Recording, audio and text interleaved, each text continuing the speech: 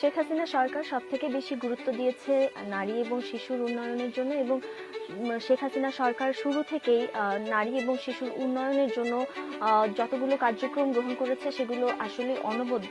প্রথমেই যেটি বলতে হয়, নারী এবং শিশু বিষয়ক মন্ত্রণালয় থেকে পরিচালিত বিজিডি কার্যক্রমের আওতাভুক্ত গত এক দশকে প্রায় 50 লক্ষ নারী এই সুবিধা ভোগ করেছে। এই সুবিধার আওতায় যেটি রয়েছে 2 বছর মেয়াদী কার্যক্রম, এখানে প্রতি মাসে 30 কেজি করে খাদ্য সহায়তা প্রদান করা হয় প্রত্যেক নারীকে এবং এই নারীদের উন্নয়নের জন্য, দুস্থ নারীদের, পল্লী অঞ্চলে যেসব নারী রয়েছেন তাদের উন্নয়নের জন্য তাদের মাতৃত্বকালীন সহায়তা প্রদান করা হয়।